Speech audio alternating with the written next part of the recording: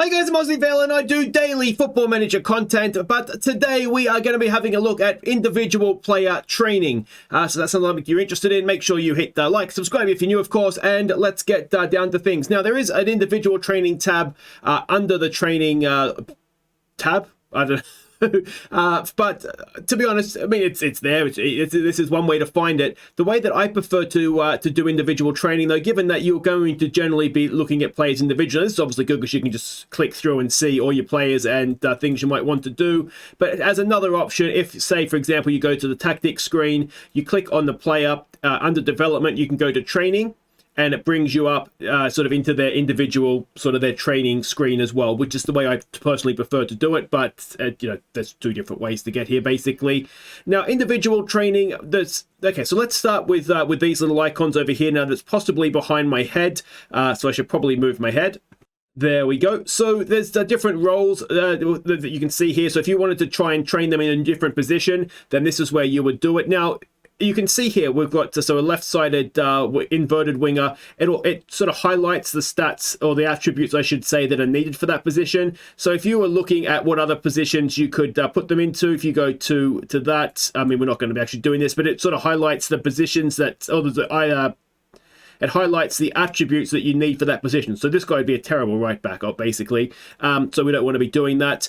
But this is how you would look to retrain for a position. We'll get him going as a right-sided winger because that's where we're using him most of anyway. So that is that basically. Now, if, say, for example, we're using this guy and we are going to look to use him as a right back. If you click here for additional focus, so we could go to, say, defensive positioning. It'll say there marking, positioning, and decisions, and what that will look to improve, sort of beyond the rest of the training. So if you click on that, and then it will obviously help to improve those defensive positioning. You can see there it sort of highlighted the marking, positioning, and decision making. So that can be useful if I mean, you wouldn't necessarily. I mean, this guy is not someone you would want to retrain as a right back. Just I want to make that very clear. But if you were looking to retrain somebody, maybe they were just a little bit short in one sort of area, then this is how you could look to fix that up. But like I say, he's not ever going to be playing as a right back for us. If he is, we're going to be very, very desperate. Training intensity level, I tend to find that the players will come to you if you have sort of your staff meetings and that they'll let you know that they're not happy with their training levels. So I tend to leave it at normal. And then just change it if usually they'll want to go to more intensity. Now, if you have players that are tired or that you are at risk of an injury, you might want to just do half intensity so that they sort of recover a little bit. Or no pitch or gym work. This is basically just to rest the player completely. Again, typically your staff will come to you and say this guy needs a rest, but that is one way that you can do it. I think there's another way up here. You can if you go to rest player, and that'll do the same thing. But yeah, those are the sort of the two ways to do it. This work on weaker training, training weaker foot. To be honest, I've never actually noticed that that's there in previous editions. So whether it is or not, I mean, you can either develop or not develop. Yeah, like I say, that's a completely new one on me. So it just depends if you want to develop the player's weaker foot or not, I suppose. So that is sort of the positional training, I suppose. Now, the other thing that you can do in individual training, and I'll move my head again for this one, is player traits. Now, player traits, there's a lot of them. You can see here movement, passing, finishing, defending, and technique are sort of the basic categories.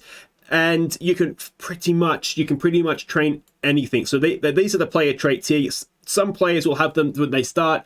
Some will pick them up through mentoring and things like that. And others you can just add where you want to. So, for example, I mean, this guy he's not the quickest. Some of the regular ones that I would use if a player has good acceleration, and I would say particularly if they're sort of a wide player that has good acceleration, but maybe not the best dribbling attribute. Now, this guy for the level we're playing at Grindavik is not too bad. But what you can do is you go here, so you would go to movement training, and you can see here, try to get forwards, which is good if you have an attacking fullback. Dribble down left, right, try and beat the offside trap is a good one if you have a striker like a poacher that's quick if they can beat that offside trap. Good anticipation would be a good stat for that one, I would imagine. And you can see all the other ones here. But try and knock the ball past the opponent when taking them on. That is the one that you would use. And you can see that the coach that you choose will give you a bit of feedback. So he says that this should be fine. So, I mean, we might as well do it. they'll sort of tell you if they don't think the player has the right attributes, and you'll get to know what attributes work with what.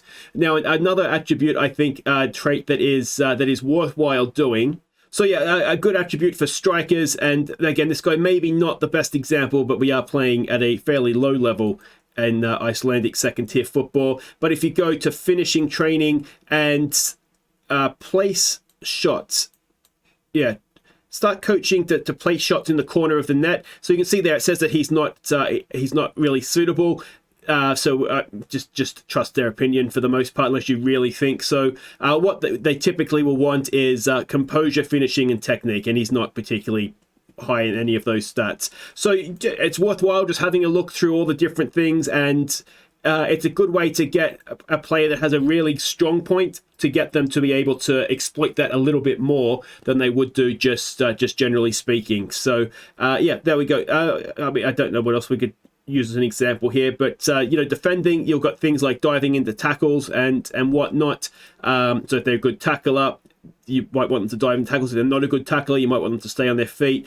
If they're good at marking, you might want them to mark the opponents tightly. So there's all different ones here. As I say, just have a look at it and you'll get to know, trust your coaches to start with, and you really can make average players, good players, great, and great, fantastic, just by using these attributes or these player traits to accentuate the way that the player uses their attributes. That's what I guess I'm trying to say. So there we go. That is individual player training. You can get training reports here as well on individual players, and I mean, but that's sort of, I think everybody knows how to do that, don't they? If you go to reports, coaching report, and you get all this information on them there. So yeah, if you use all the information available to you, I would say use to look at the player attributes, and then look to add the traits that are going to work for a specific player. But there we go. That is my tutorial on individual player training. There's plenty of other tutorials going around, or you can join me at Grindavik as we look to win the Champions League with an Icelandic team. Take care.